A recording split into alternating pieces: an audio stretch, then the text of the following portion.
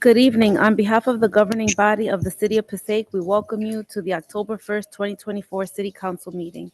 In accordance with Chapter 231, Public Laws of 1975, adequate notice of this meeting was provided by resolution of the Municipal Council adopted on June 18th, 2024, setting forth the schedule of meetings for the year 2024-2025. Said notice was published and posted on the City Hall Bulletin Board by the Office of the City Clerk. Please be further advised the public meeting will be conducted in person. The Zoom stream provided is for viewing only and is offered to the public as a convenience. On September 18, 2024, public notice and Zoom instructions for this meeting were published in the Herald News and posted on the City of Passaic website at www.cityofpassaic.com. Council agendas. Instructions are also available on the last page of this agenda. Please be guided accordingly. Roll call, please, ma'am. Councilwoman Mello, Present. Councilman Schwartz, Present. Councilman Garcia, Present. Councilwoman Colon Montañez, and Council President Scheer. President, shall we all please rise? Heavenly Father, we want to thank you, Lord, for allowing us to meet this evening, Lord. We ask for a special prayer, Lord, for this governing body, for the agenda that's set before us this evening, Heavenly Father. Lord, we also ask, Lord, for the world. As you know, there's a lot of wars going on, Heavenly Father. We ask, Lord, that you protect those innocent lives, Heavenly Father, and that you give a conscious word to those governing bodies so they can take care of the people, Heavenly Father. In your beloved name we pray. Amen. I pledge allegiance to the flag of the United States of America and to the republic for which it stands, one nation, under God, indivisible, with liberty and justice for all. With the council's permission, the administration has asked that an addendum be included in tonight's meeting to be listed as 30A, titled An Ordinance Amending Chapter 243 of the Code of the City of Passaic entitled Shopping Carts. Is there any objection to including this item in tonight's agenda? Seeing no lights, we'll put it on the agenda. Our next order of business is Roman numeral 4. If you're at home and watching proceedings and would like to know more about what it is we're doing and why, all of the documents for tonight's meeting have been available on the city's website. There you can find all of the items that the council will be deliberating based upon information which the administration has been so kind to provide. You will also get all the background material on all resolutions and ordinances. And we thank you for your kind patience. We are up to Roman numeral 4 on our agenda, minutes of June 18, 2024. Are there any changes or modifications that need to be made to the minutes as presented by the clerk? Seeing no lights at this time, is there a motion, please, to accept the June 18 City Council meeting minutes? Motion to accept. Second. Motion and second. Thank you. Roll call, please. Councilwoman Mello, Yes. Councilman Schwartz, Yes. Councilman Garcia, Yes. Councilwoman Colon Montañez, Yes. and Council President Scheer. Yes, thank you. Mayor's report. This is the part I love the best. Thank you. Thank you, Council President, members of the City Council, department heads that are joining us in person and via Zoom, and all residents present and those that join now and later on. I want to begin by highlighting on behalf of our governing body, the City Council, my administration, along with our Chief of Police, that we recently had police promotions right here in our council chambers.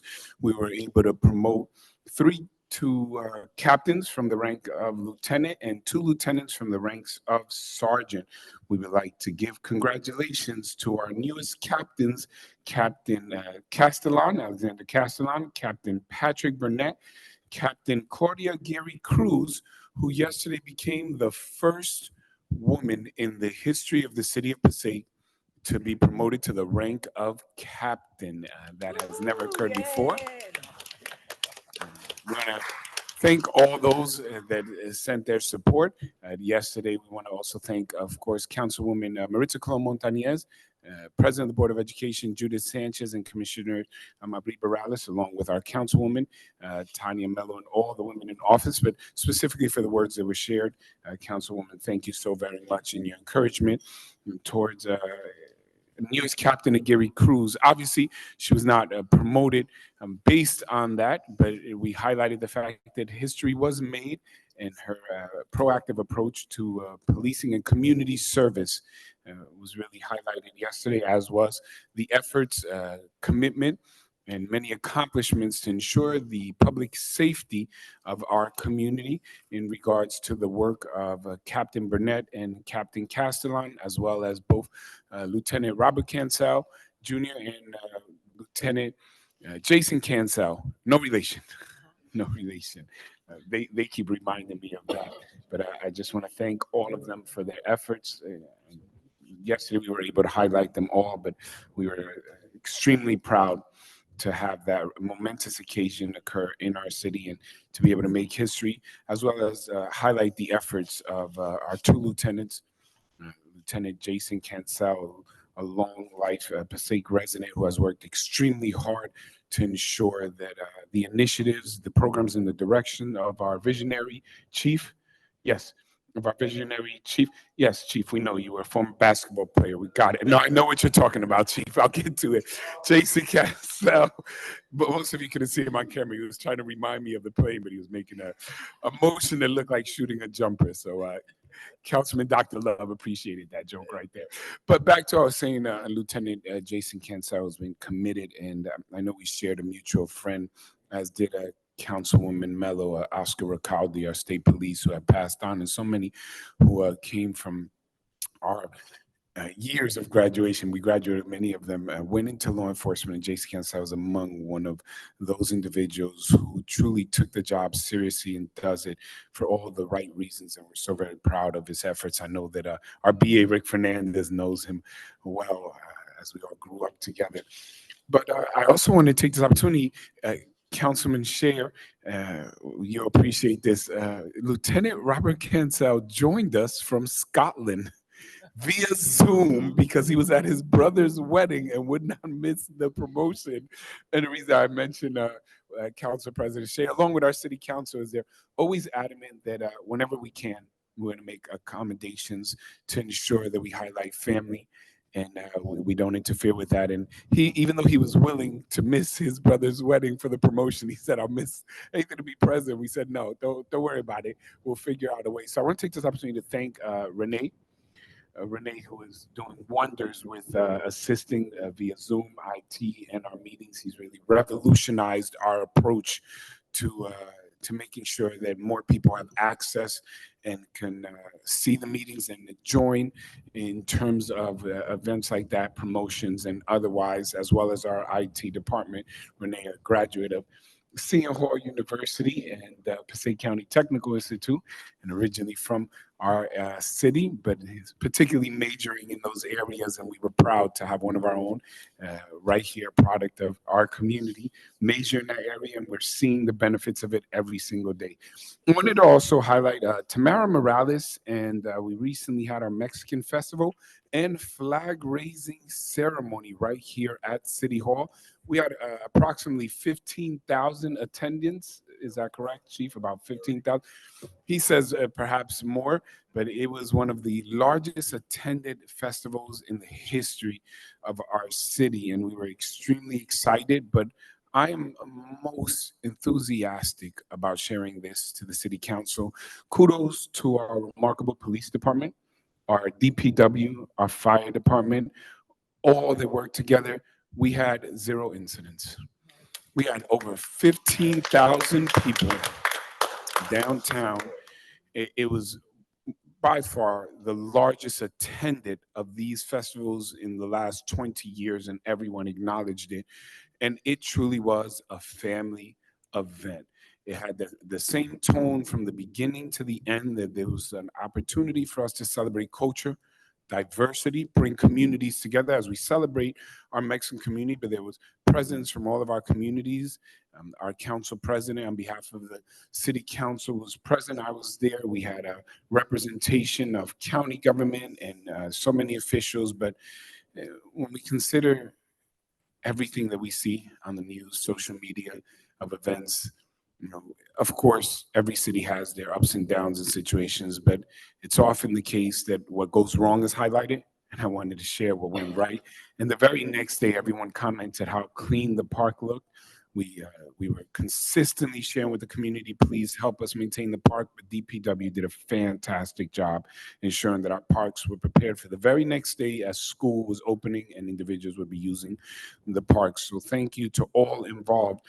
I also wanted to share a bit of difficult news, but it's exciting.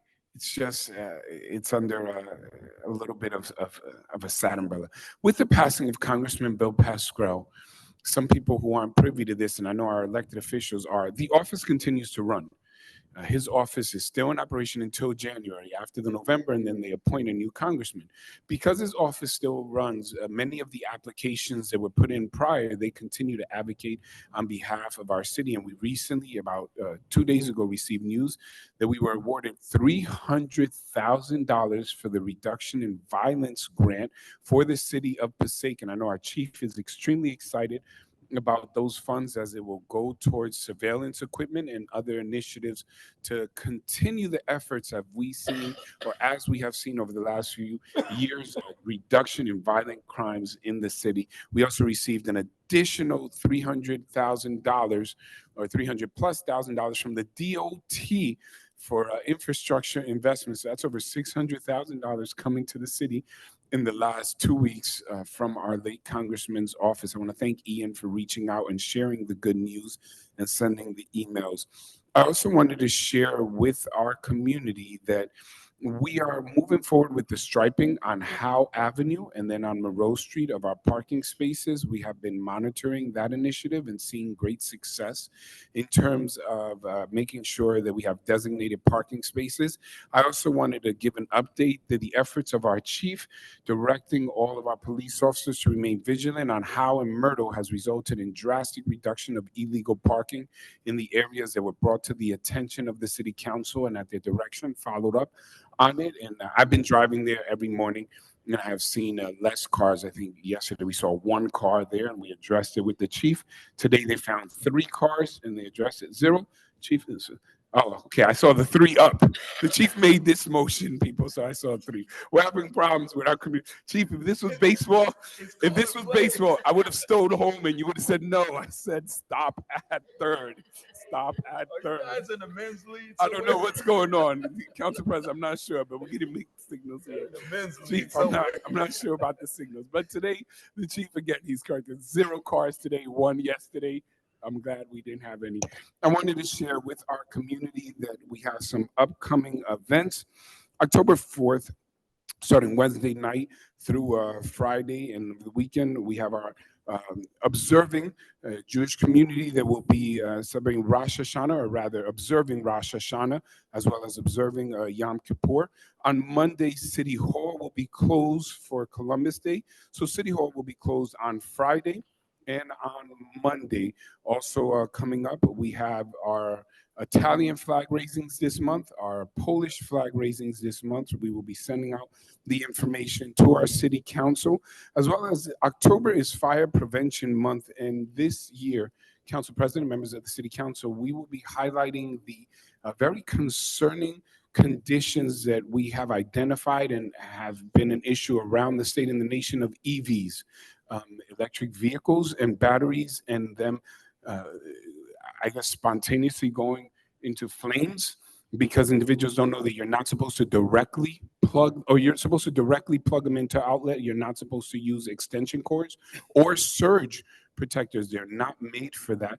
Our fire chief will be educating the public throughout this month through efforts in services. We're hosting a fire safety and fire prevention day at our fire department. We will be sending information out to the community and to the schools, but considering how popular and how frequent we are seeing these electric vehicles out, we will be working extremely hard to get information out regarding e-bikes and e-scooters, and we have a whole newsletter that we will be sending out because it is a real issue. We've had a number of small fires, and here's what's really a big issue, Council President, members of the City Council, is because of the convenience of the electric bikes and scooters, people are storing them in their homes They're putting them in their hallways. They're putting them in areas that are supposed to be clear for egress, for exits, and they're plugging them in. And then when they're lighting up on fire, they're causing serious fire hazards, and they're not easily extinguished with water. So a lot of people don't know. I have instructed our attorney to explore this, and I want to share with the council the potential of us requiring through ordinance for all these new stores that are selling electric vehicles to have signage up explaining how you're supposed to plug them in, fire safety rules, and warnings so that when people purchase them, they are aware of these conditions. As of right now, we have not found anything on the state level or otherwise. If only we had a representative in our assembly office who may consider bringing that up on the state. I think that might happen. Look at that. I'm feeling pretty confident that that might happen, and Passaic may be at the forefront of, again, sharing information that would benefit the state.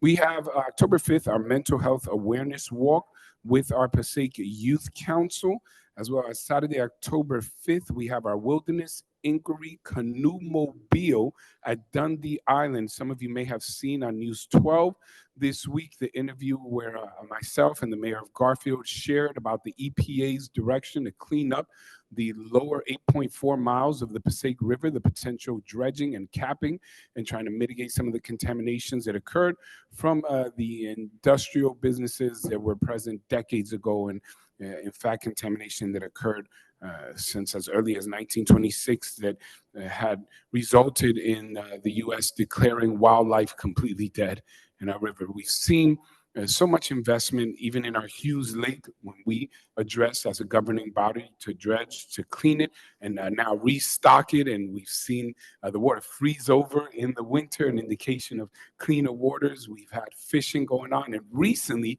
we were approved for catch and keep from Hughes Lake. We have always been catch and release, but they have now approached us after the conditions of the fish. And not yet for all you avid fisher people, not yet, but we are moving forward on potential of catch and keep the fish. So we will be bringing that to our city council. On October 10th, once again, working with our assemblyman of the 36th Legislative District, Gary Scher, we will be bringing motor vehicles mobile office to the city of Passaic. It's been a very convenient and useful initiative for our residents who can't make it down in motor vehicles. So again, that's going to be October 10th from 9 a.m. to 3 p.m. Also, I wanted to share the Tuesdays and Saturdays from September 28th, which just passed, October 1st, October 8th, October 22nd, the 29th. All of these dates for Tuesdays and Saturdays, the Passaic WIC and Health Clinic will be hosting not only flu vaccines there, but opportunities for our residents who are interested to come in and receive additional services, especially for expectant mothers. 2024 general election vote by mail. We want to share that October 29th is the last day to apply for in person at the county clerk's office for voting on November 4th, as well as the last day to apply by mail for a vote by mail ballot. So if you're going to vote by mail, understand that, of course, after COVID, many will automatically vote by mail. You've been removed off that list. So if you wish to vote by mail, you must apply so that you can be re-added to that list and be able to vote by mail.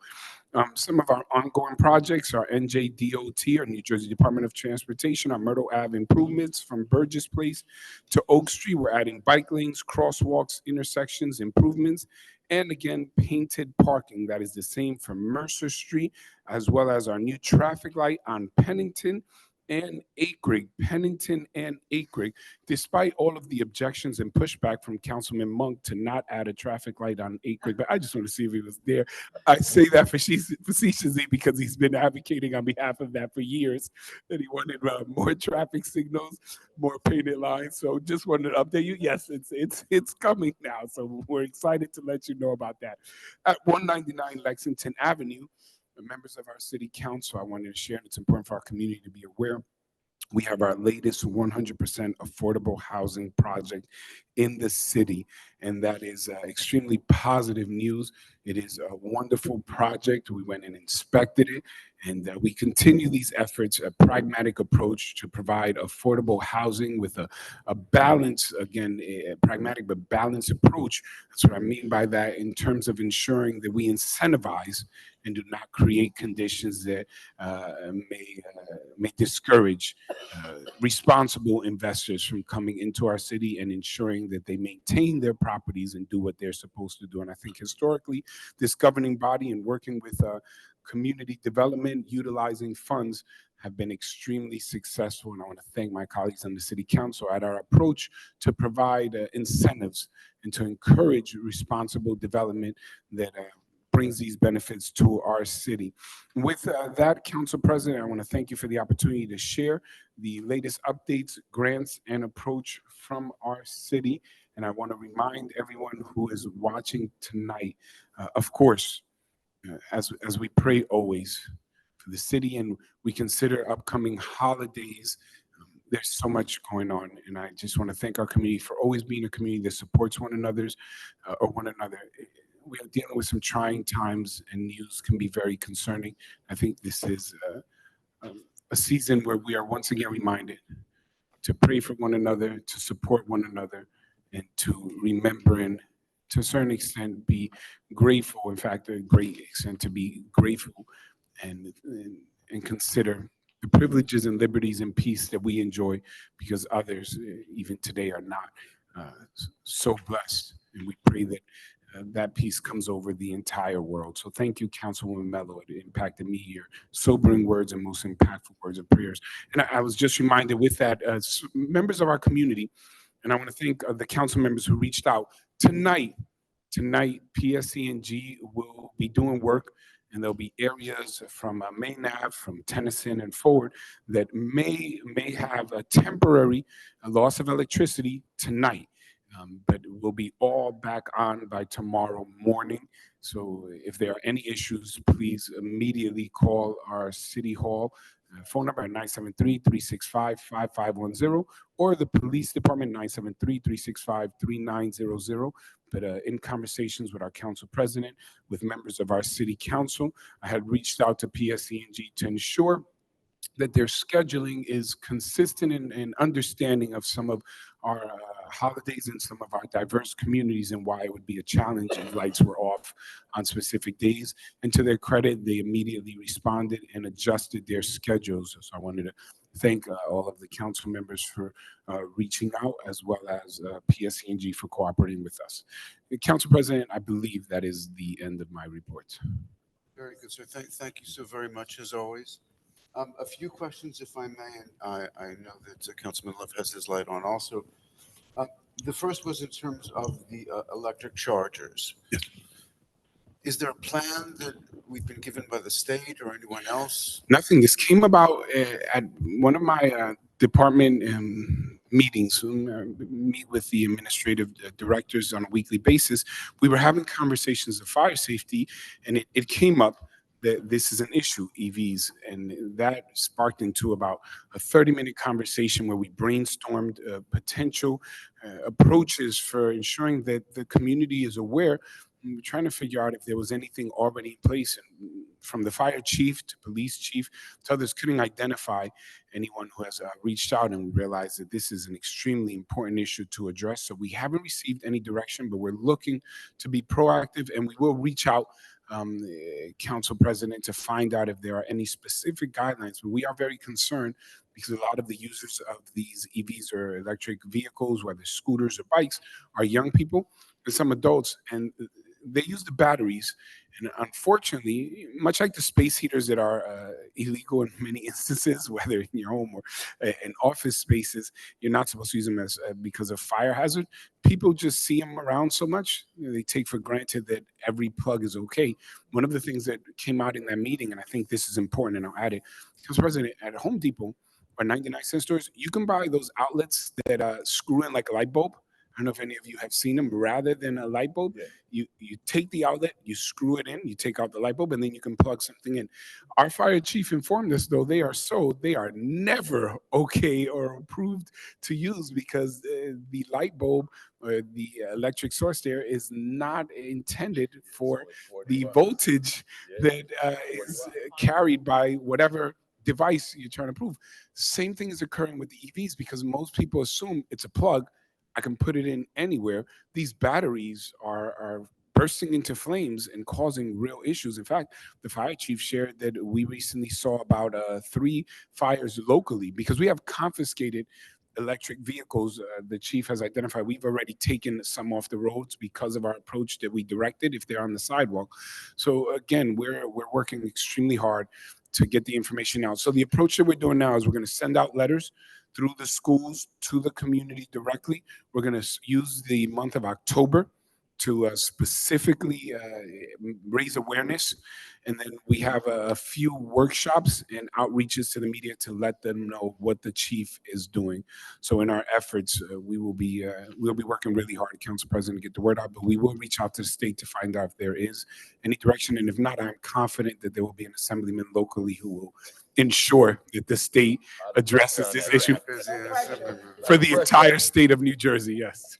Mayor, forgive me, I wasn't clear, and certainly your comments now are extraordinarily timely. Is there a master plan to have a charging station every block or 2 blocks? Is there anything like that? Oh, for the cars, yeah, we are expanding. We're expanding electric charging stations for vehicles. The new parking lot, as many of you have seen, the progress they're working. We're looking there. We're looking to add in some of the additional parking lots that we created, like the one on River Drive. We have the ones on St. Francis Way. We actually were recently awarded the Gold Award. The city of Passaic in the state of New Jersey for our efforts in expanding our initiatives with electric charging stations. I think we went from 2 to 6 so far, and we're going to add additional ones. But the fact that we started with our employees was one of the reasons why we were highlighted, because that has been the suggestion of many of the environmental agencies, because employees who have access to it are more likely to buy vehicles that need to be charged. So, Excellent. yes. Thank you for the clarity, Mayor. Councilman Love, please. Yeah, just I'm going to say this. Most of mine are comments. You're very thorough with your reports. It's like a catch-22. We want to hear all this, but then you want to comment on everything, but I won't, because my colleagues will meet me outside. So I'm going to kind of scale it down. First, PSCNG, whatever the conversations with PSCNG with you and your administration has worked. It was fantastic. They worked like 3 o'clock in the morning on our block. Whether she didn't even notice. Wendeley's like, they did. They worked at 3 o'clock and they were done well before the time frame. So it didn't interrupt much. I was sleeping. Councilman, they also came and started fixing the poles. Remember where they left the Yes. dirt patches? I think many of you have noticed, and I want to thank Paul Drake, the representative. I got to speak to him from administration directly. We shared with them the concerns of the community, and they have responded immediately.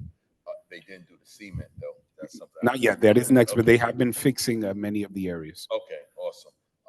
And then 2, I just want to thank both you, your administration, as well as the chief, for being proactive and reactive. We had a young man come to the podium last week talking about number 11 school and the issues that was going there with the public drinking. I promise you, on Wednesday I rode past and the police were out there. They were out there writing tickets and confiscating open alcohol. So, I mean, I'm talking about that was like the next day. So that's just awesome. And again, somehow yourself and the administration find a way under the leadership of the chief for promotions. I just want to say to the chief personally, it's amazing the caliber of officers you're developing. I mean, time and time again, these promotions. I mean, in the past, we had some that were like, oh, we're biting our teeth kind of with the point. But these individuals, the integrity, being knowledgeable of their craft and their community service, it speaks for themselves, and it's well deserved. So I just want to say thank you for your leadership and that development of officers. And I think that's all I have. Oh, the charging stations. I don't want to make jokes like you, but is there a charge for the charging stations? So presently, no, they're Okay. available to the public. So. Yeah. Okay. And as to the promotions, and I'll just add this as briefly as possible, and we have prided ourselves on consistently promoting in order 1, 2, 3, according to need. And I think that's extremely important because it highlights that promotions are based on merit, on hard work, on dedication. We have, over the last 7 years, ensured that there's no politics involved. We are extremely happy, and though I am one who will often say that politics is a good thing, I don't immediately ascribe to the negative connotation always connected to it. But what I mean in this case is we look at the numbers, 1, 2, 3, we look at the need, we have conversations. These decisions aren't made in silos or arbitrarily. They come as a result of serious conversation with the chief, the need, looking at the community data, and then we make promotions. Considering how young our police department is, we have sent perhaps historically some of the largest numbers to the academy as we had record retirements. So having a young police force in terms of individuals that are out of the academy within the last 5 years and 10 years necessitated the idea of having mature and experienced individuals in these positions of leadership so that the guidance and mentorship continues to support, as you stated, having great police officers. And kudos to our police chief and his administrative staff. Thank you, Chief Guzman. And while you're saying that, so I do know the answer, but I want to make sure that the public knows the answer. Civil service doesn't mandate that you have to do one. No. As mayor, yes, it is correct. I can promote in terms of specific numbers, but that's never been my approach or the approach of this governing body. I think we've always worked together to ensure that our direction is one that that is ethical, transparent to the best of our ability. And year after year, we have received A+ rating on our governance from objective evaluators of the state. So we're working extremely hard. We're far from perfect, maybe with the exception of Councilman Joe Garcia and Councilman Shorts. They're really close. But the rest of us, we fall so far short. We are, sorry, Councilwoman Mello and Councilwoman Colon Montañez, but these guys are exceptional. Anyway, as I was saying, we do a pretty good job because we don't make decisions outside of conversations. We work together and we try to remember that we're accountable to the residents of this city. We have a responsibility and a privilege to serve, but the monies, the opportunities, the titles, those who serve belong to the city. And we're doing an okay job. Thank you. Thank you. Thank you. Any other questions for the mayor at this time? Seeing none with the council. Councilman Monk. Councilman, forgive me, I'm sorry, sir. Thank you. Just regarding PSEG, and someone came up with me this morning from he received a letter from PSEG that they might actually shut it off The two October 6th, next Tuesday, I think. Or two Tuesdays. I think maybe October 6th or something. Not only tonight, unless they're different areas. Maybe. They have shared with us that they expect all the work to be done tonight. If there is any reason, any issues that they may occur, it is an additional date that they say they may have to do it. So their goal, like any project, any development, sometimes you run into some issues, so they have dates scheduled just in case. Any other questions for the mayor? Very good, sir. Thank you, Mayor. We're up to Roman numeral 6 on our agenda, hearing of citizens. In accordance with the Open Public Meetings Act, NJSA 10:4-1 et sec, the council opens every public meeting for comments of the public. However, in accordance with NJSA 10:4-12, nothing in this act shall be construed to limit the discretion of a public body to permit, prohibit, or regulate the active participation at any meeting. Therefore, please be advised that the council will not entertain any comments from persons who communicate obscene material, make statements which are considered bias, intimidation, in which a person intends to intimidate any individual or group because of race, color, religion, gender, handicap, sexual orientation, or ethnicity, or makes comments intending to harass or speak any offensive language. The person who makes these statements will relinquish their allotted 5 minutes for public discussion. Is there anyone who would like to address the council, please?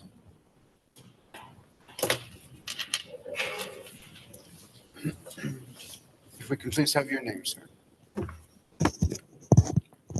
Yes, Joe Conoscenti.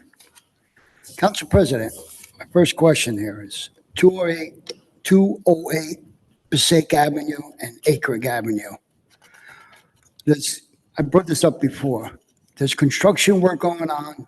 Now they're digging, making a basement, foundation, and there's no safety, no fencing around the property, and like most construction sites. That's my first question. Second question, on tonight's agenda, number 30, relocating a bus stop on Broadway. I would like to know which bus stop, because there's several of them. That's my only one on here. That's the only one there. My next question is, at the last meeting, I brought up about, on Broadway, I would say, illegal parking on corners. And I have a ordinance, different ordinances on these issues, standing and stopping. I brought it in. Then here's another one that I have. Chapter 295-7 is about metered time limit parking. Very rare that you got 2-hour parking. There's people 24-hour parking on the same money. They put in the meters.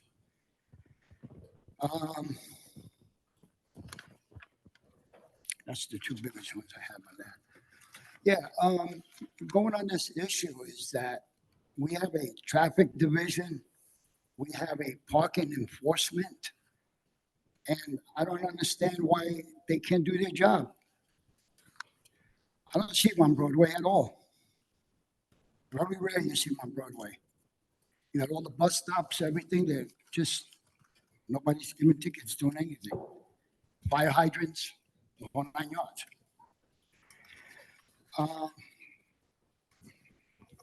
My last question I have here.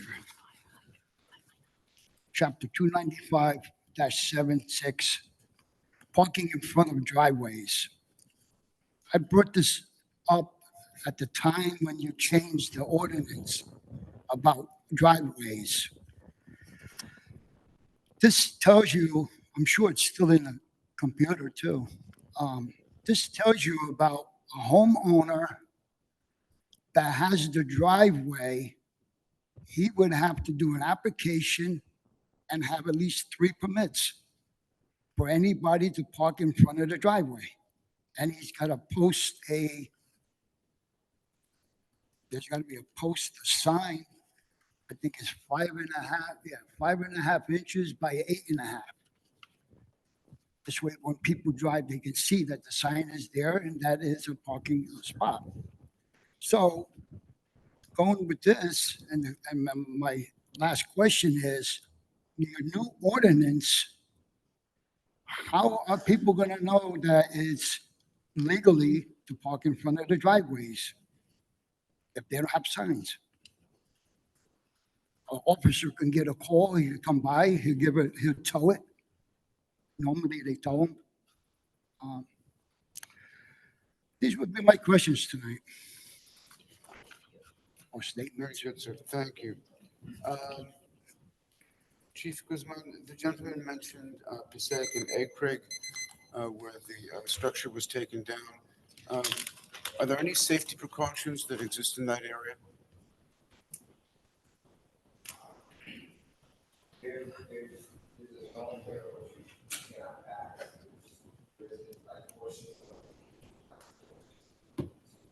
We'll Yeah. walk past that area. There should be some Where? type of barrier. There's no barrier, Fencing Joe? around. Mr. Conoscenti, this is not a give and take. There's I'm sorry, sir. barriers there at that location to not let anybody walk that way. But if you brought it up, we'll give it a look.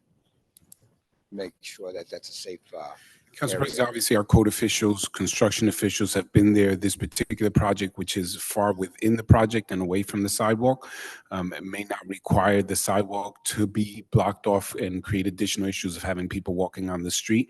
We will have our code officials in construction go by again to reinspect and see if they need to require any additional barriers.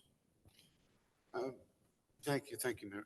Chief or Mr. Fernandez or Mayor, if you would like. The gentleman mentioned relocating stops on Broadway. Yes, so this, we can't relocate bus stops without the approval of New Jersey Transit. They approved it. It is on Broadway and it's being moved to the near Boulevard, going the south in a southerly direction. Thank you. I didn't You answer the mentioned question. illegal parking on Broadway. And I have no doubt there is illegal parking on Broadway. There's illegal parking throughout the city and for that matter, every city. And I think the policemen are trying to do their Enforce best. it. But one thing appears clear to me, as it always has been clear, and I said that as the proud father of a police officer myself, and that is that government and police cannot do everything. They don't know where everything is. We don't have enough police officers. And what would really be helpful to us, Mr. Constantine, and you can take the lead on this, and you're the kind of guy who likes to take the lead, I know that, and that is to call the police department when you see something illegal and let them know that it's there. And they'll send a car over if they can or when they can. But that would really require a step towards leadership, which I think that you're more than capable of. And I would commend you to consider being a partner to get things done rather than just complain incessantly, meeting after meeting after meeting on every picky subject you can possibly find. But your leadership is what I'm speaking about. You also mentioned parking in front of driveways. Chief, how's that going? Exactly if Mr. Conasente is speaking about a specific location, but we haven't heard any negative as to the ordinance. This Council was President. the monk plan, right? If I remember correctly. It's okay. Council President, if I may, the question, or rather the statement, or I would say I reject the premise of the statement, because our police are the first informed when an ordinance is passed by this legislative body. Our police would not tow a vehicle in front of a driveway because it would not be against the law to tow against the driveway. In terms of the reference to signage or when people are allowed to park, there may be some confusion as to the resident regarding parking permits and applying for parking permits, and whether you can park in front of a driveway. When this legislative body came together in its wisdom to add additional spaces, working with our administration, the ordinance that allows for parking in front of driveways is something that provided many additional parking spaces for homeowners. But again, our police are aware, so if someone were to call the police, our police would not go to tow them, so it wouldn't be an actual scenario that would be an issue. Just wanted to clarify that. Very good. Thank you, Mayor. Thank you, Mr. Conasante. Is there anyone else who would like to address the council at this time? Seeing no hands, I'm going to close Second. the public portion. There's a second to close public portion. Roll call, please. Councilman Monk, Yes. Councilman Love, Yes. Councilwoman Mello, Yes. Councilman Schwartz, Yes. Councilman Garcia, Yes. Councilwoman Colon Montañez, Yes. and Council President Shear. Yes, thank you. We're up to Roman numeral 7 on our agenda, please. Ordinances for second and final reading. Hearing is required. Number 1, proposed ordinance 2462-24, an ordinance authorizing the private sale of property at 24 Broadway, City of Passaic, New Jersey, to be designated redeveloper New Horizon Community Action Corporation pursuant to NJSA 40A:12-13 sub C and NJSA 40A:12A8 subset G. Is there a motion, please, to open public hearing? Move. Second. Motion and second to open public hearing. Councilman Monk, Yes. Councilman Love, Yes. Councilwoman Mello, Yes. Councilman Schwartz, Yes. Councilman Garcia, Yes. Councilwoman Colon Montañez, Yes. and Council President Shear. Yes, thank you. Ladies and gentlemen, at this time, the council is deliberating proposed ordinance 2462-24. If anyone would like to address the council on this item or this item only, we certainly welcome your comments. Seeing no hands, I move to close the public portion. There's a motion, there's a second to close public hearing. Roll call, please. Councilman Monk, Yes. Councilman Love, Yes. Councilwoman Mello, Yes. Councilman Short, Yes.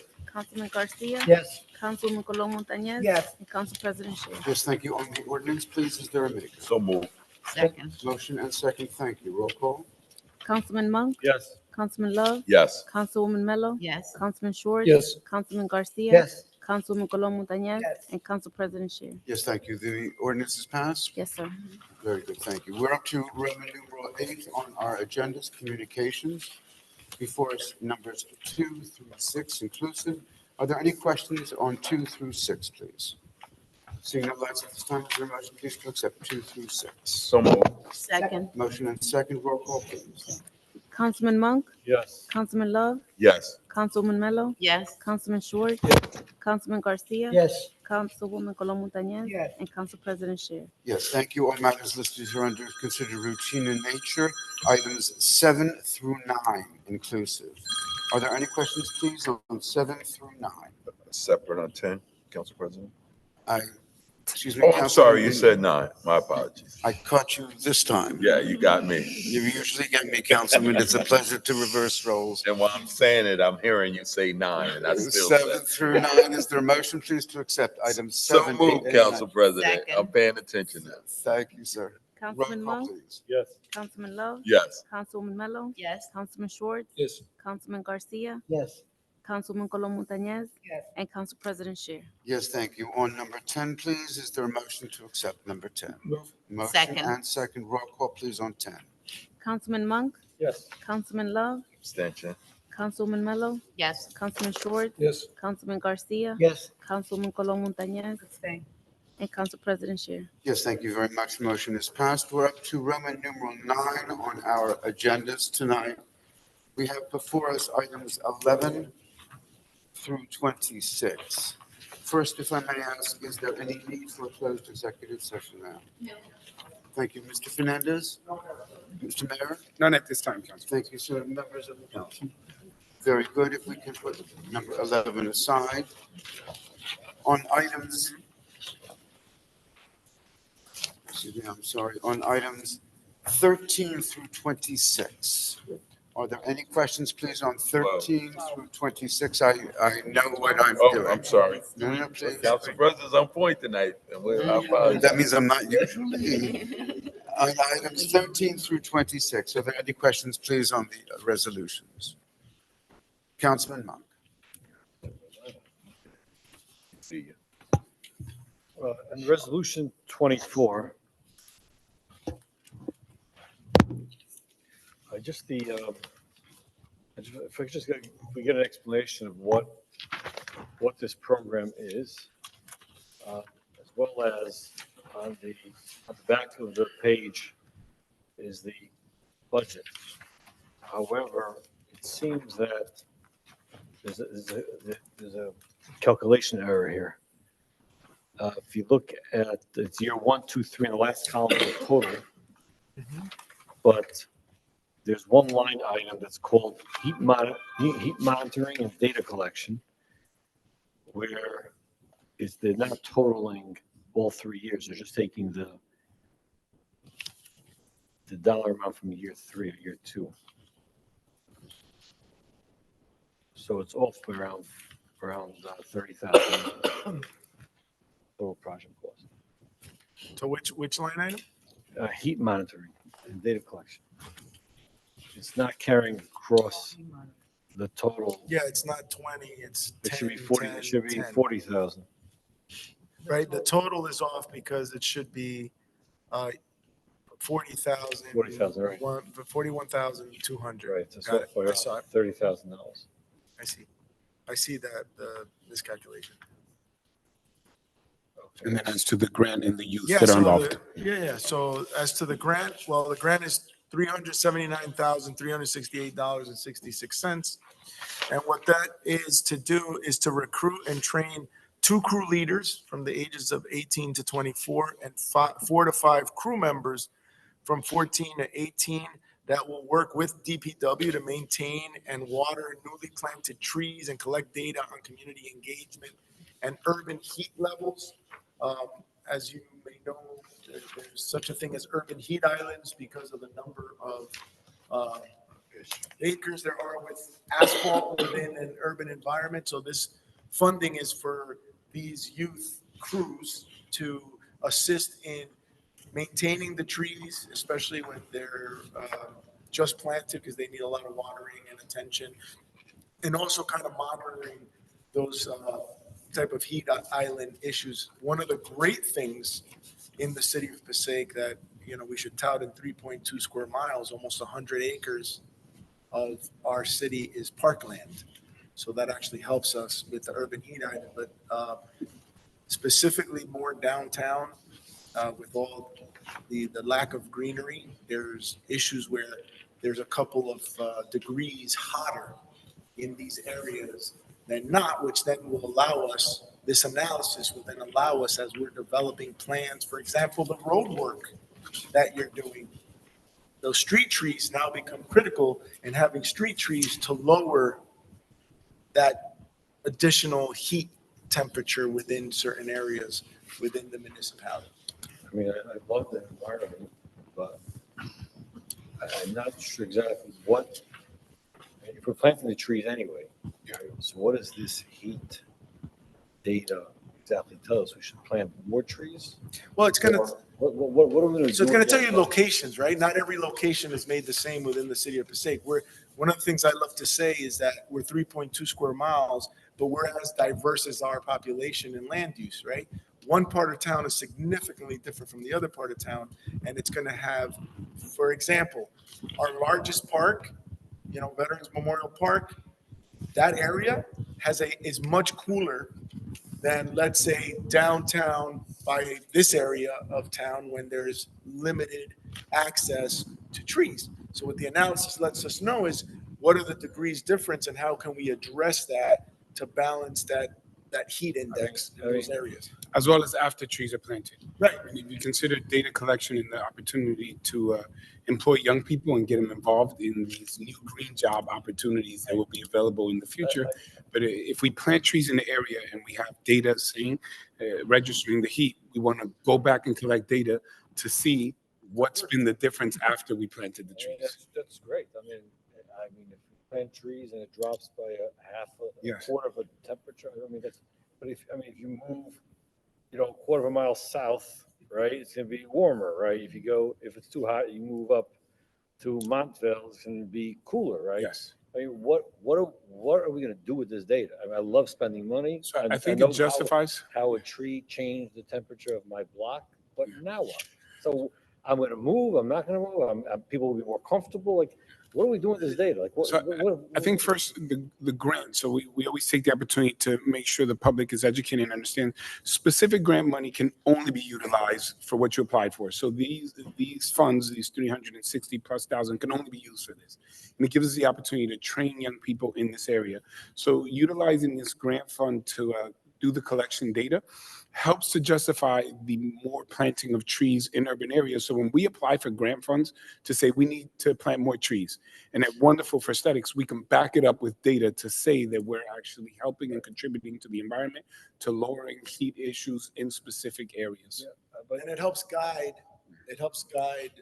the mayor in his decision-making and direction to us when we start doing different park projects, pocket parks, street jobs.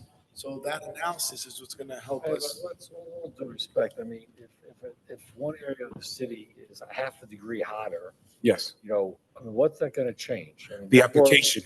So the application. So here and I agree with you. It can be something that we can argue whether it's subjective. Redo the park anyway. Yes, not because it's a half a degree. But the funding. Let's focus on the funding, if I may.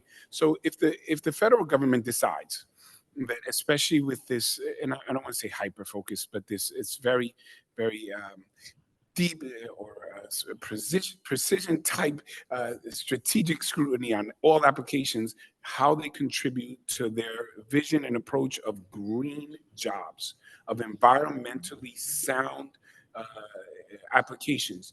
If they add this as a guideline to say, if you're adding this data, you're more likely to receive the funds, whatever they tell us we need to do so that we can get more funding, so we can do more parks, add more trees, we're glad to do it because they're giving us the money to do it.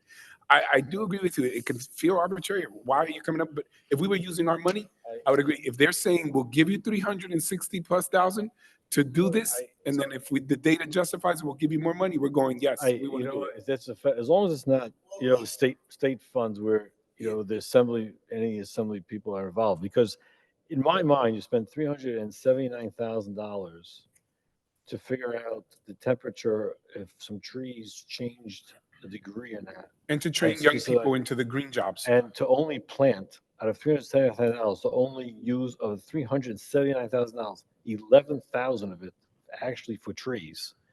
I'd rather see you spend $200,000 in trees and $150,000 on. But the job training for 14-year-olds to 18-year-olds, as well as 18 to 24-year-olds, that will secure them positions in the future in these green jobs, that there seems to be hundreds of millions of dollars being invested into the future for green jobs. It will train them and give them the opportunity to be employed.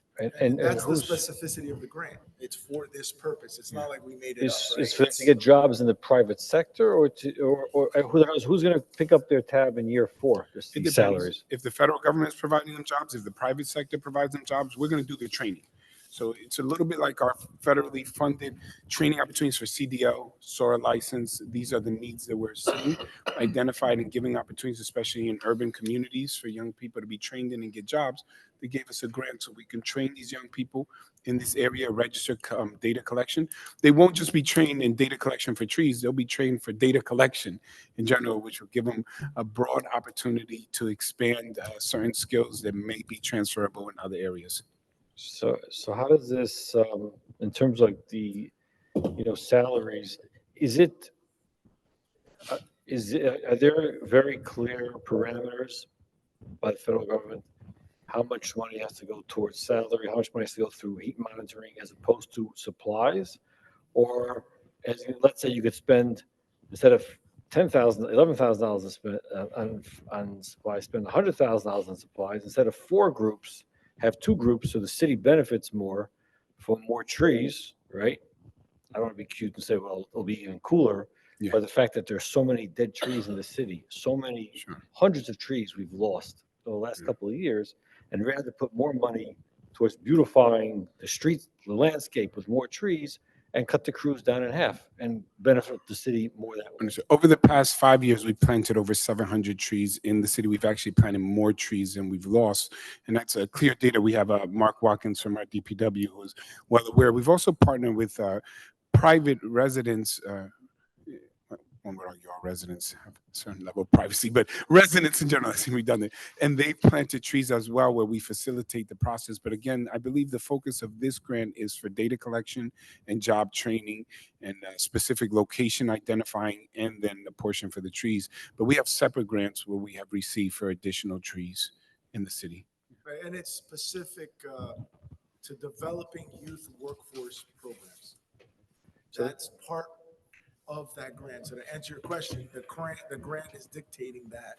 And this administration, Mayor, if you would allow me, has gone above and beyond any other administration for hiring youth at different levels, at different programs to grow their knowledge. And when they're giving you money to do it, why wouldn't you do it, right? We've done the intern program a few years back, and I know Council President was involved in this, and I know we worked on it with Councilman Dr. Love. The apprenticeship programs with unions and trades, where we were receiving funding and incentives to connect our young people. And I remember that Councilwoman Mello worked with the schools as well when we were trying to get the youth directly related. But again, the focus now, or the direction, seems to be in the green jobs area. That seemed to be, in terms of the Biden administration, they put a lot of money in these new green jobs. I think it's referred to as the new Green Deal, sort of alluding to the new deal before. So when we saw the grant opportunity, we applied because it gives us funds to train these young people in an area that seems to be the direction that the country is going for hiring young people. And for communities like ours, young people don't always get those opportunities for those trainings. So it broadens their horizons and gives them different options to apply for careers in college scholarships, because not everyone is going for those areas.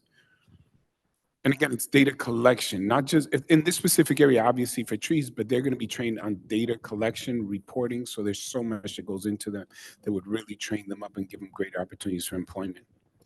If I may, Councilman, I think you'll find also the state government to be very involved in this as well. Governor Murphy has done several initiatives in terms of environment.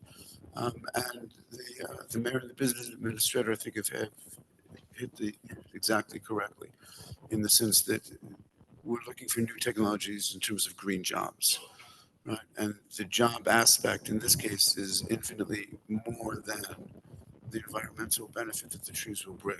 The trees will get more trees, that's for sure. But on the short term, at least, we need these kids to begin seeing opportunities in environmental green jobs, which are really a path for the future. So this grant covers all the costs? There's no cost out of the city's budget, including, I guess there must be special equipment to measure the heat block by block, right? Where is it included in this?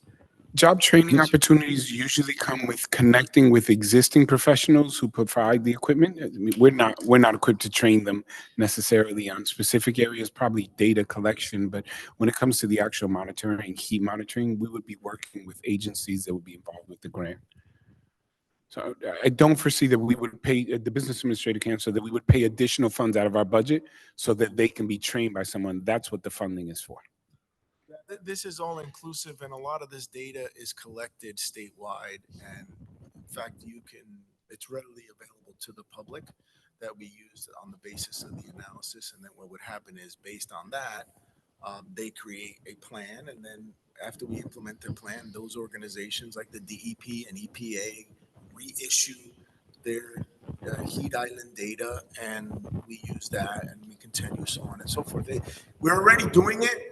We've just never had any funding or the ability to focus it in this sense as direct as this funding is, and specifically for the youth.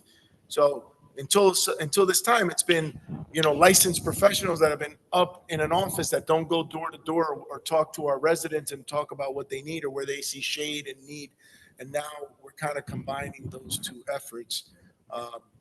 But yeah, that data, the overall equipment and all that is done by higher levels of government. It's similar to our youth planning initiative that we do in the summer, where we pick a project that already exists, and then we bring in high school kids to be trained how to be planners. They participate with professionals that we've already contracted out or receive grants in order to do a particular study in the area. And then the additional money is used for their training, for the hours, for any additional work that's going to happen with the youth. So this 30,000 that we're short, which line item is that going to get taken out of?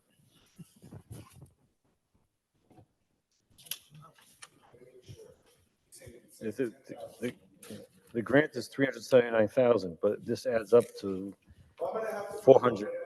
We'll look at this budget. It was done by the department that applied for it, so I'm gonna have to sit down and redo the numbers and look at it. I can give you an answer next meeting, but the grant is for 370. That one thing we know for sure is 379, 368, and whatever that is, we're gonna make sure it's budgeted so that we don't spend an extra dollar, but we don't lose a dollar, right? So we'll just have to figure out and rework the budget because I haven't.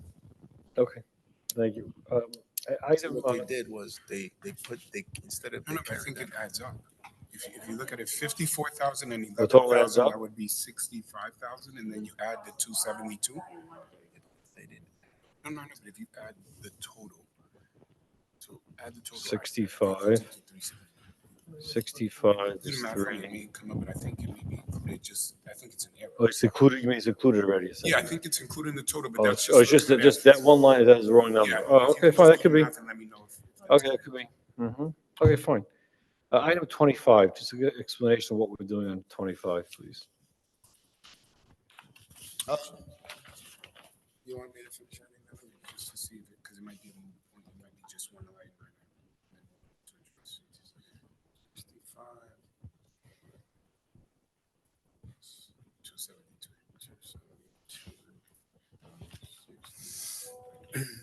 338. 238, so that's the 40,000. That's the 40,000. So I think it's just a So line, there- it's just I think looking at there's a it face line value, I item. think it was added, it just missed that one. Right, the total, So the total's correct. the total is correct. The The one- line the one item says number's wrong. 10,000, but it is 40,000. Thank you, Mayor, for catching it.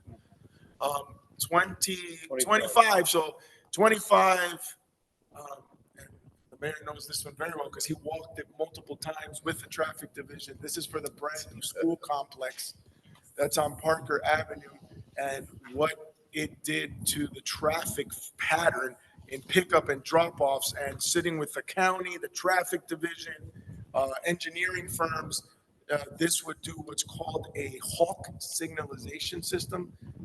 So think of all bells and whistles, different timing, different directions of traffic, how the flow of traffic is going to be at 1 hour during pickup and how the traffic is going to change.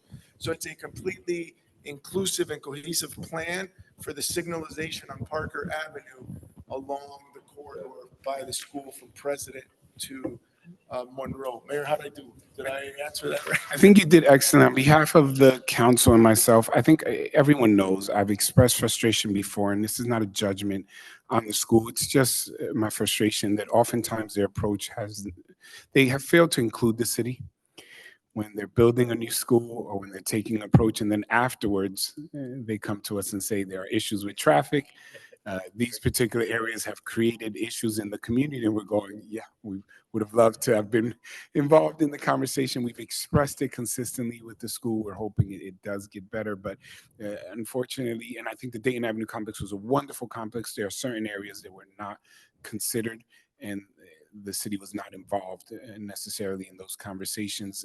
Whenever any institution in the city works in silos, I think it creates problems. And that's why we're advocating for a parking deck on Parker Ave, looking to be more involved with any future plans, whether new high school or otherwise, because again, I've sometimes had to remind our colleagues over there that the city is not in the schools are in the city. And that's important for them to understand that if they do not involve the council and the mayor, it becomes really hard because we receive the concerns from the constituents, the parents, and the children. But yes, this study is to address some of those situations there.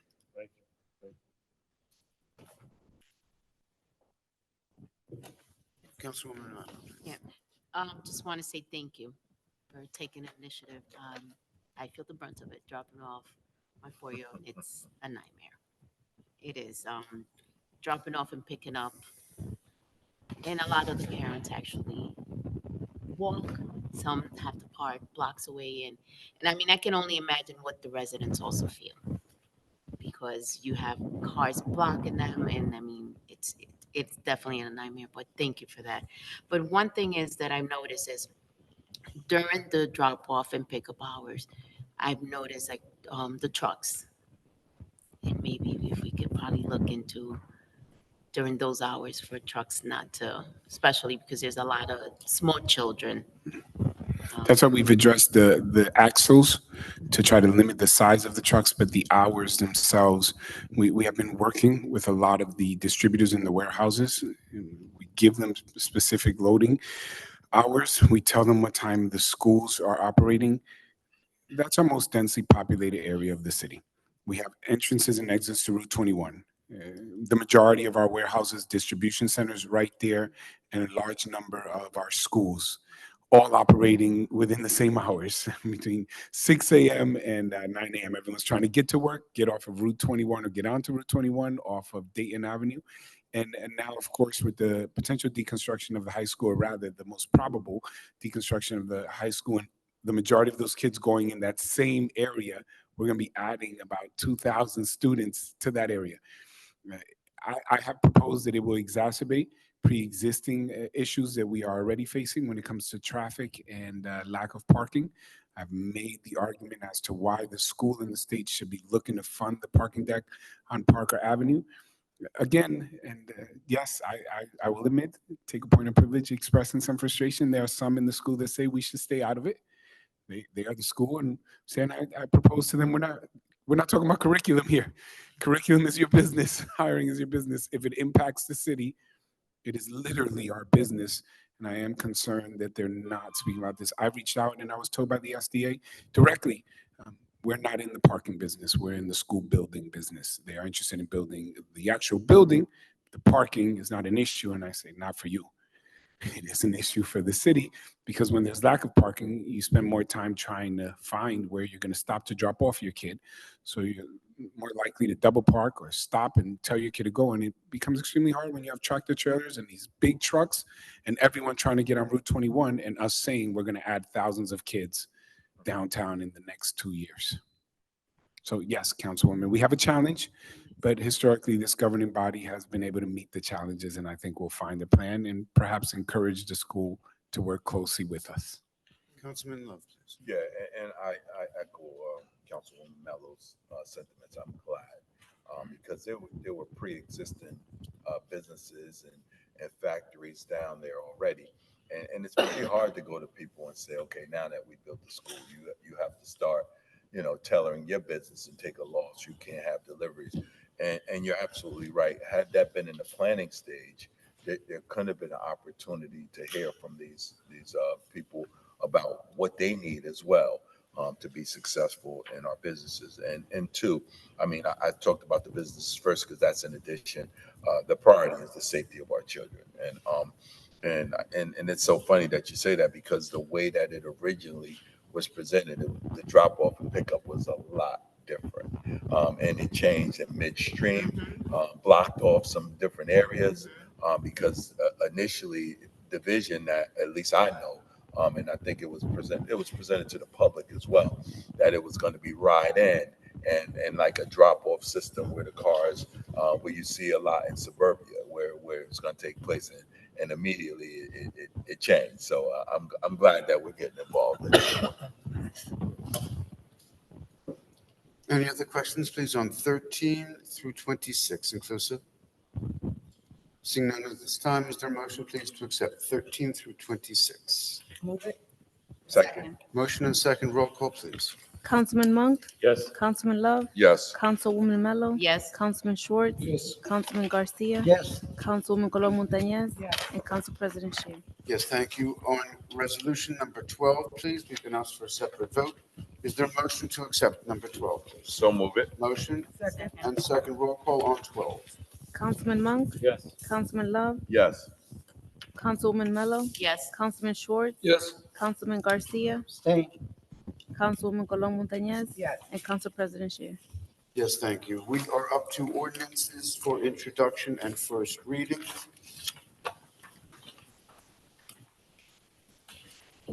On number 27, please, proposed ordinance amending the designation of restricted parking for disabled persons by NJ license plate number. Is there a motion to accept for second and final reading at our meeting of October 15th? Move it. Motion Second. and second, roll call, please. Councilman Monk, Yes. Councilman Love, Yes. Yes. Councilwoman Mello, Oh, yes. Councilman Schwartz, Yes. Councilman Garcia, Yes. Councilwoman Colon Montañez, Yes. and Council President Shear. Yes, thank you. On 28, please, proposed ordinance amending Chapter 295 of the Code of the City of Passaic entitled Vehicles and Traffic, 48 Bergen Street. Is there a motion, please, to accept for second and final reading at our meeting of October 15? Motion Second. and second, roll call, please. Councilman Monk, Yes. Councilman Love, Yes. Councilwoman Mello, Yes. Councilman Schwartz, Yes. Councilman Garcia, Yes. Councilwoman Colon Montañez, Yes. and Council President Shear. Yes, thank you. On number 29, please, proposed ordinance amending Chapter 295 of the Code of the City of Passaic entitled Vehicles and Traffic. Is there a motion, please, to accept for set down for second and final reading at our meeting of October 15? Move it. Motion Second. and second. Thank you. Roll call. Councilman Monk, Yes. Councilman Love, Yes. Councilwoman Mello, Yes. Councilman Schwartz, Yes. Councilman Garcia, Yes. Councilwoman Colon Montañez, Yes. and Council President Shear. Yes, thank you. Please, on 30, please, proposed ordinance amending the City Code of the City of Passaic, Chapter 295, Vehicles and Traffic, Article 16, Bus Stops, Section 38, Locations, to relocate bus stop on Broadway. Is there a motion, please, to accept for set down for second and final reading at our meeting of October 15? Move it. Motion Second. and second. Roll call, please. Councilman Monk, Yes. Councilman Love, Yes. Councilwoman Mello, Yes. Councilman Schwartz, Yes. Councilman Garcia, Yes. Councilwoman Colon Montañez, Yes. and Council President Shear. Yes, Thank you. Number 38, please. This was an add-on to tonight's agenda, which the council had passed. An ordinance amending Chapter 243 of the Code of the City of Passaic entitled Shopping Carts. Is there a motion, please, to accept for second and final reading at our meeting of October 15? Move it. Motion? Second. Second. Roll call, please. Councilman Monk, Yes. Councilman Love, Yes. Councilwoman Mello, Yes. Councilman Schwartz, Yes. Councilman Garcia, Yes. Councilwoman Colon Montañez, Yes. and Council President Shear. Yes, thank you. Payment of bills. Is there a motion, please, to accept the bills as presented by the clerk? This is Roman numeral 11. Move. Second. Motion and second on payment of the bills. Councilman Monk, Yes. Councilman Love, Yes. Councilwoman Mello, Yes. Councilman Schwartz, Yes. Councilman Garcia, Yes. Councilwoman Colon Montañez, Yes. and Council President Shear. Yes, thank you. Administrators report, Mr. Fernandez. Thank you, sir. Mr. Mayor? The month of September, from the 15th to October 15th, is Hispanic Heritage Month. We also include all of our proud Hispanic and Latino communities in celebrating this month, their contributions to our nation, obviously our state and our local communities. We will be hosting different activities to highlight the contributions and leaderships of members of our Hispanic communities and remind the public that it still has some time, that the vice presidential debate is tonight. So stop by and check it out. I think it started at 7. It might still be on if you get home early. I do believe it's at 9 o'clock. It's at 9 o'clock? I do You have believe plenty so. of time. This council has ended with giving you enough time. And then, Council President, if I made one last report. I know our police have been vigilant in the issues of 9th Street and downtown with the mattress companies and some of the parking issues. I know that we still have some challenges. At this council's direction, we continue to address it. I know that the company stated they're moving in about a year. For some residents, that's not soon enough. I know that some residents are going, can they move next week? But they will be moving in a year. However, we have been addressing the issues downtown in terms of parking, and we are looking at the relocation of some of the signage to try to ensure that the companies have appropriate usage of their parking lots, as well as we've been sending fire safety and code. But we will have a more detailed report next week's at the next council meeting. Very good. Thank you, Mayor. Any comments from members of the council? If I may, Council President. Councilwoman, please. Thank you, Council President. Just now that we're going into like the fall with the wind, the rain, our main area, whenever we have garbage that's put out, a lot of it always it's up in the middle of the street. Yes, as you are aware, I'm sorry, Councilwoman, You're not going, and I just want to make sure if we can, I know that you were giving out. the trash bins, the Trash bins. containers? Yes. Yes, and we have placed more containers. We actually received more containers. We placed them out on Main Avenue. I think that segues into a very important point. Some of you may have been familiar with the fact that New York hired a rat czar to, yes, I know everyone laughed when it happened. But Until the data came out of drastic reduction of mice and rats. Yes, I took it very seriously once the data came out. It's all fun and games until the data shows that it works, then I'm very open to it. I instructed our health department at a meeting 2 weeks ago to go explore and find out what they did. Today at the report, they stated they did what we're doing. More trash bins, they're going to businesses saying, don't put your food out in bags, ensuring that if you can minimize or drastically reduce the source of water and food, the rats leave. But something very interesting that I have instructed my team to explore, and the purchasing department and our attorney is laughing because yes, there are some legal issues that we need to address, but to the council's, I think, benefit, hopefully benefit as myself. I was not aware of this, so I'll share it with you. They're I don't even know how to describe this, so I'm just going to say it. They're using rat birth control.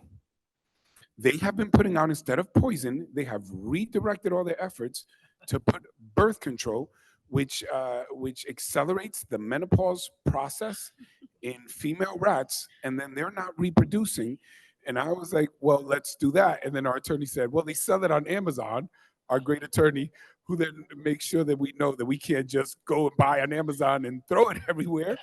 because I could do that yes, right, because there are other animals and pets, which I retorted. My response was, well, maybe we can combine our spade and neuter program with our reduction of rats and just have birth control for animals everywhere.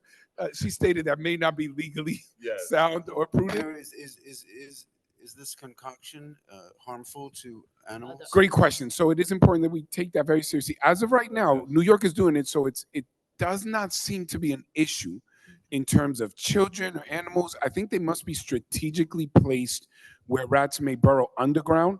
You don't want to just lay it out on the streets. We've already started initiatives with exterminators. We've seen a reduction, Market Street, Main Avenue. I was hoping that with the change of the season, you would see a natural reduction. That is not the case. So our efforts are working. Uh, People have been cooperating. Thank you to all the residents that are watching, the ones that are putting their garbage in their containers. Because when you put food out in bags, sometimes whether a feral cat, a raccoon, a skunk, when it opens and the food comes out, it becomes a source of food for other vermin. And the burrowing, we found out through education, again, and some information that the roots of trees, considering all the planting of the trees, that might spark additional conversations with Councilman Monk about the trees. That's how rats survive. They actually drain the water from the roots of trees. That's why in certain areas we're looking to remove some of the bushes, the brushes, and pave it. That will greatly reduce or use pavers. But this new initiative of the contraceptives, it has drastically worked in New York. And I'm hoping, and I'm glad to share it publicly, that some of our neighboring municipalities look into it. But when I heard Rat Czar, like most of us, I assumed they were going to address other issues involved in government, but no, it's dealing with mice on the streets. So it's been working, Council President, and it seems to be a minimal investment, but it's effective. So we're exploring and we're hoping to bring that information back. But I share to Councilwoman Mello's, yes, we've seen an uptake in trash in some of the businesses, like the extra savings businesses where people buy and then the packages and the boxes and everything like that. We are addressing it.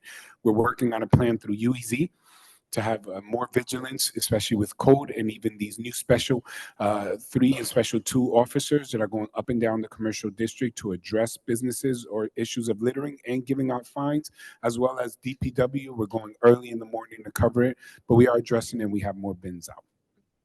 I mean, I don't know if it's possible, just within our business district, garbage comes out at 7 PM. Can the garbage be picked up that night instead of leaving it overnight? So I explored that a couple of years ago. Actually, it was about 4 years ago with this governing body. I had proposed that we do night pickups, and we did it. We did it for a few weeks. We started receiving complaints of the noise. Unfortunately, especially in certain streets, when the garbage truck backs up, you get the beeping. And some residents are going, I don't want to be woken up at 3 o'clock in the morning to the sound of garbage beeping. We've worked with the garbage company in terms of the school hours for them not to pick up garbage between 7 and 8 during the school areas. We also have to be cognizant that we're not their only municipality. Garbage companies have a responsibility to make it to all the municipalities and get to their dumping sites by a certain hour. So whenever we're coming up with an idea, basically we can't just throw a bunch of schedules out because it really disrupts their process, and they have a timeline that they have to meet. If this governing body wishes to explore again the idea of night pickup, which for the garbage company is ideal, there's no traffic on the road, no cars on the road, they get in and out quicker. It gives them more time to go to another municipality. But be aware, we will receive concerns of the noise, whether trash cans, bins, or having to reverse into a one-way street with cars already parked, because you're going to have more cars parked since it's overnight. They're not on the road because they're parked on the street. So maneuvering will be issues and there'll be noise, but they will be able to get in and out of the city quicker. I will tell you, Mayor, compared to where we were just a few years ago, 20 years ago, 15 years ago, 10 years ago, the city was dirty, absolutely dirty. And so much has happened since then. The most basic of which I'm not sure, but somehow people are being educated. They're learning, they're understanding, and DPW is doing a hell of a job. An absolutely amazing job compared to where they were. Thank you. Thank you, Mark. Thank you so much for being here. Always at the meetings and always willing to respond to our council and our residents. Thank you. Very good. Thank you, Mayor. Any other member? Hearing none, is there a motion to adjourn, please? So moved. Motion? Second. Motion and second to adjourn. Councilman Monk, Yes. Councilman Love, Yes. Councilwoman Mello, Yes. Councilman Schwartz, Yes. Councilman Garcia. Yes. Councilwoman Colom Montañez. Yes. And Council President Shay. Yes, thank you. This meeting is adjourned.